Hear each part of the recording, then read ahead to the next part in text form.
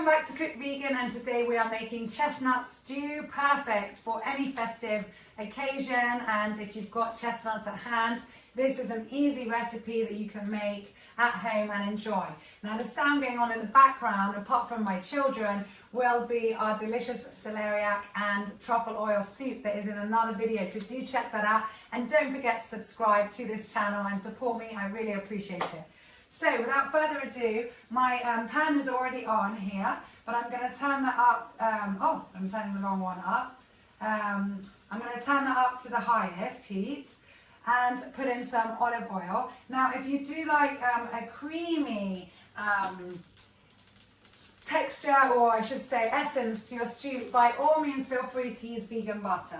I'm going to use olive oil in this. You can always use some olive oil at the beginning and then add vegan butter at the end to give it that extra bit of creaminess. So I have here 2 small onions, 1 large onion works equally as well, and garlic.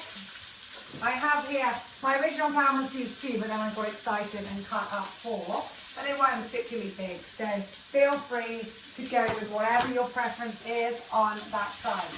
So I'm just going to saute these.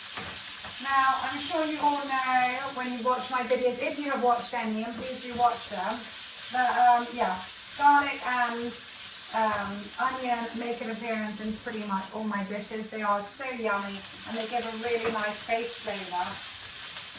And they're also just so good for you. I don't think I could live without them.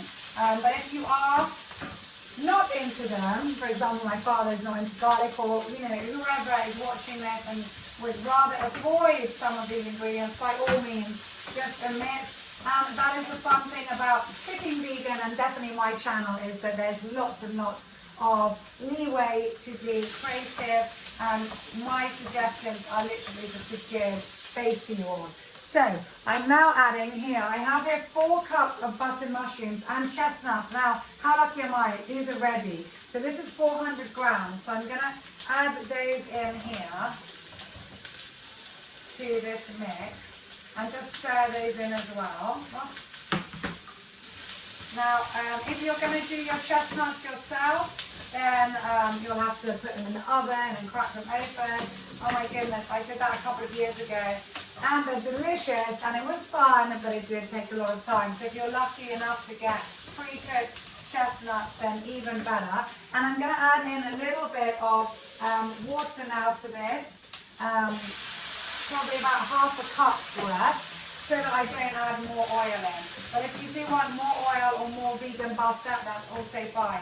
But because this is a stew anyway, it's nice to saute it and not have too much oil going in there and make it heavy, because anyway, as we all know, chestnuts are very filling, and we don't want to feel too full while we're eating this. It is Christmas as I make this, but still. So now that I've stirred those around, I'm going to add in the mushrooms. So the mushrooms are a key part of this ingredient.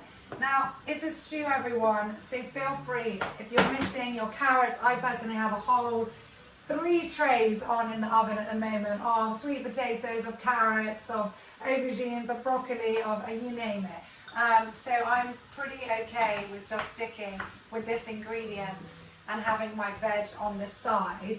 But by all means, carrots do go really well with this, and also celery. Celery and chestnuts is just delicious, and if you haven't seen it, do check out my video for chestnut and celery soup. It's amazing, and it's something that I'll probably be cooking tomorrow as part of our Christmas lunch. So at this point, I'm going to add in a little bit more water just to get all of this to coat around. So excuse me as I keep going on and off camera. So this is about a cup's worth now that I'm pouring in here. So I'm mixing that in. Delicious. And this is the point now I'm going to put our seasoning in. So, there we go.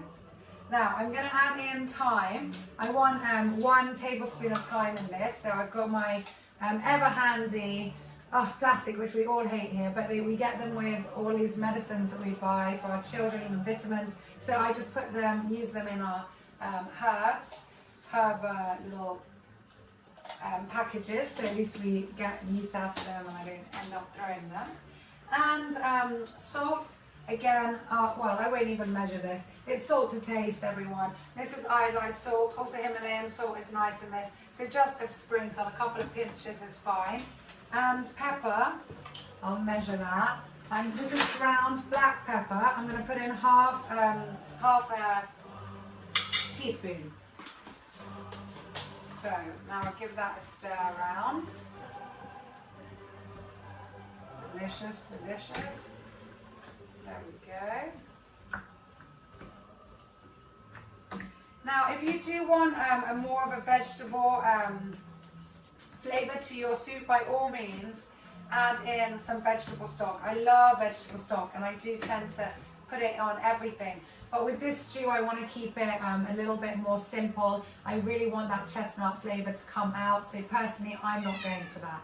And I'm just going to check my little list here of what I wrote, just to make sure I'm not missing anything. So that's it. Now I'm going to leave this cooking. Now this will need about 10 to 15 minutes. It really depends on how cooked and hard your chestnuts were in the first place.